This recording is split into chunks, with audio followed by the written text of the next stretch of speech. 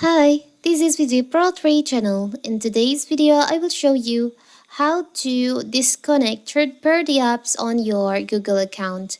Before we get started, don't forget to subscribe and turn on the notification to keep you updated about this channel. So let's go!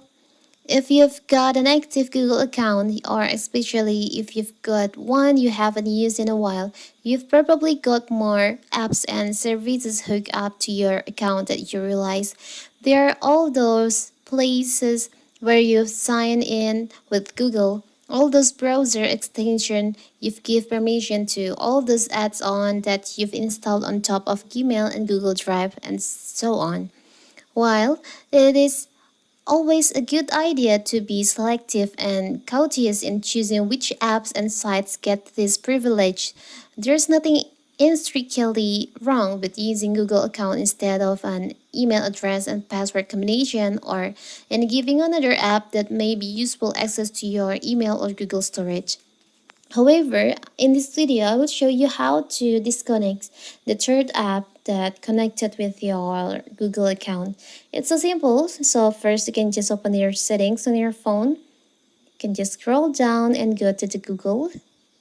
Tap on Google. And here you can just choose on the email that you want to remove. You can tap on here on your email. Tap on manage your Google account. You can just slide and go to data and privacy.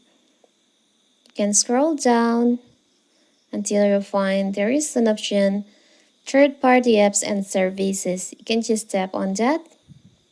So here's all the apps and services that connected with your Google account, this Google account.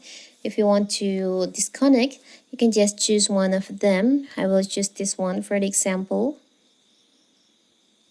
Now you can see there is an option delete all connection you have with these apps. You can just tap on that. Now tap on confirm. So now you're no longer connected to this app. You can connect to this app again anytime you want. It's so simple, right? So that is how to disconnect connected apps on your Google account.